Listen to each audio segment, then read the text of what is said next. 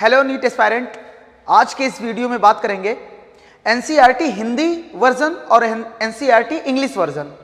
इसमें कुछ कन्फ्लिक्ट है, कुछ डाटा मिसप्रिंट हुआ है, इस पे देखेंगे, हम बात करेंगे।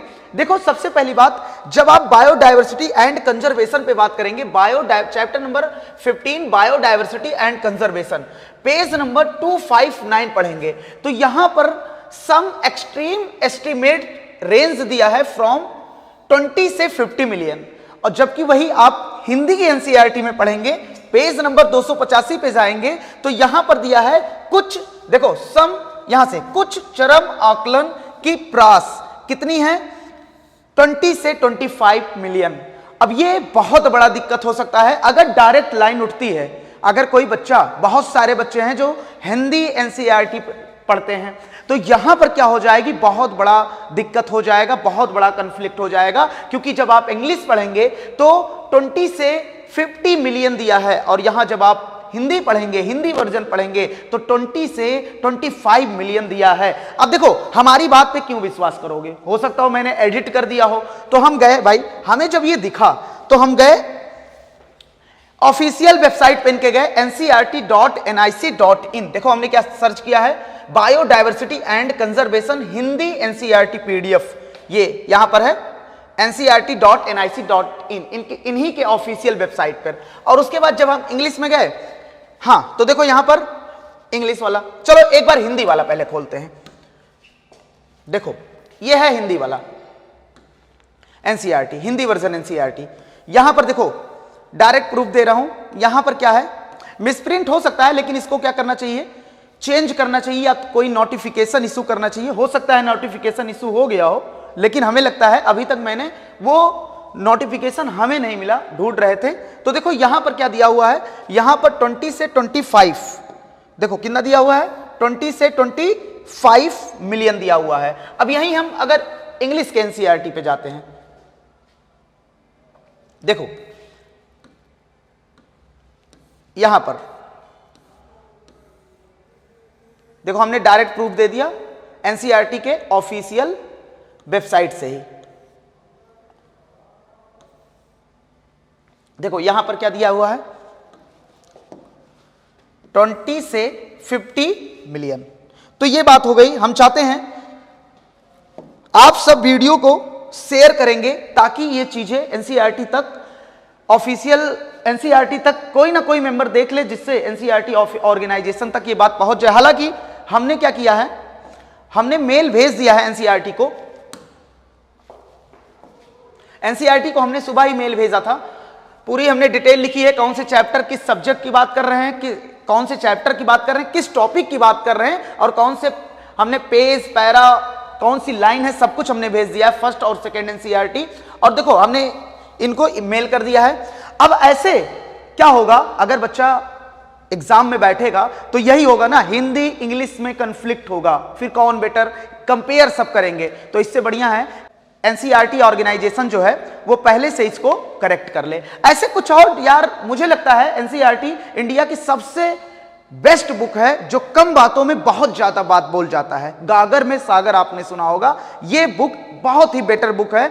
और लेकिन इसमें जब कुछ, इस बुक को थोड़ा अपडेट होना चाहिए। अब कुछ और छोटी छोटी ऐसी बातें हैं एनसीईआरटी में जो उसको एनसीईआरटी को करेक्ट करना चाहिए। जैसे यहां पर जब आप पढ़ेंगे डाइजेशन एंड एब्जॉर्प्शन चैप्टर पढ़ेंगे, तो यहां पर दिया है डिसेंडिंग कॉलोन, सिग्मॉइड कॉलोन में खुलता है, सिग्मॉइड कॉलोन रेक्टम, रेक्टम से एनस द्वारा फीकल मैटर बाहर। लेकिन जब आप कंटेंट पढ़ेंगे तो यहां तो सिग्मॉइड वाला खुल रहा है रेक्टम में, लेकिन जब आप कंटेंट पढ़ेंगे तो यहां पर descending part open into rectum, यहां पर कह रहा है डिसेंडिंग पार्ट ओपन हो रहा है रेक्टम में। जबकि पहले क्या था, ये जब एनसीईआरटी पहले वाली एनसीईआरटी में देखोगे तो डायग्राम में, पहले वाली एनसीईआरटी में डायग्राम में सिग्मॉइड कोलोन नहीं था, तो इनके कंटेंट में भी क्या था कि डिसेंडिंग पार्ट खुल रहा है रेक्टम में। लेकिन इन्होंने क्या किया, डायग्राम को चेंज किया और अब सिग्मॉइड कोलोन को भी डाइजेस्टिव ट्रैक्ट में ऐड किया, लेकिन कंटेंट वही का वही है कि इनके हिसाब से डिसेंडिंग पार्ट ओपन हो रहा है किसमें, रेक्टम में, जबकि एक्चुअल में क्या हो रहा है, सिग्मॉइड वाला ओपन हो रहा है रेक्टम में।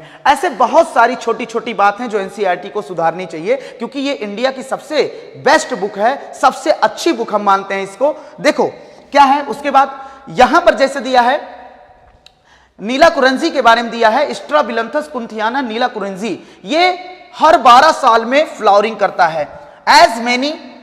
As many of you would know, जानते होंगे, दिस प्लांट फ्लावर्ड, ये प्लांट फ्लावरिंग किया था ड्यूरिंग सितंबर अक्टूबर 2006।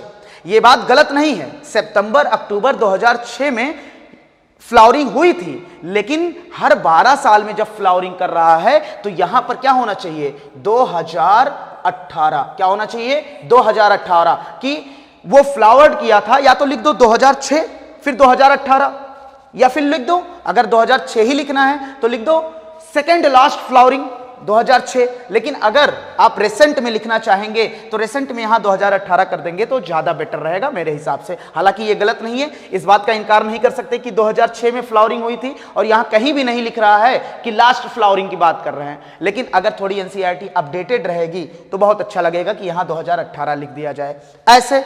फिर एनवायरमेंटल इशू में आएंगे, पेज नंबर 279 में आएंगे। Ahmad Khan aged 57 year old थे, has been producing plastic sack बनाते थे फॉर 20 ईयर तक। 8 ईयर एगो, देखो प्रॉब्लम यहां है, 8 ईयर एगो, 8 साल पहले इन्हें रियलाइज हुआ कि क्या है, इसमें थोड़ी सी मिस्टेक है। प्लास्टिक जो है वो रियल प्रॉब्लम है, प्लास्टिक रियल प्रॉब्लम है, इन्हें 8 साल पहले ये रियलाइज हुआ, ये महसूस हुआ। लेकिन देखो यार, अब जब बच्चा 2023 में ये एनसीईआरटी पढ़ रहा है तो उसे 8 साल पहले तो कहीं ना कहीं 2015 मानेगा ना। देखो अब यहां पर मैं गलती नहीं निकाल रहा हूं, मैं कह रहा हूं यार, इंडिया की सबसे अच्छी बुक, सबसे अच्छी डिजाइनेटेड बुक, उसको थोड़ा सा अपडेट होना चाहिए। यहां पर इन्हें क्या कर देना चाहिए, देखो इनके हिसाब से जब पहला एडिशन एनसीईआरटी का आया था 2006, तो उस हिसाब से अगर 8 साल पहले जाएं तो कितना हो जाएगा, 1998 हो जाएगा। और 1998 में इन्होंने पॉली ब्लेंड बनाया था क्योंकि इन्हें महसूस हुआ था कि प्लास्टिक जो है वो रियल प्रॉब्लम है। तो यहां पर अगर ये कर दें, अगर ईयर एगो करना चाहें तो आज के हिसाब से भाई 25 ईयर एगो होना चाहिए क्योंकि 1998 में था। या ऐसा कभी ना चेंज, अगर 25 ईयर एगो लिखेंगे तो कभी 26 करना पड़ेगा, फिर 27 करना पड़ेगा। मेरे हिसाब से भाई डायरेक्ट लिख दो 1898 में इन्हें महसूस हुआ, ऐसा लिख दो, फिर चेंज ही नहीं करना है। ये बातें हो गई। हालांकि एनसीईआरटी समय समय पर चेंज भी चीजों को करता है, एनसीईआरटी समय समय पर चीजों को चेंज भी करता है। देखेंगे क्या चेंजमेंट है इसमें।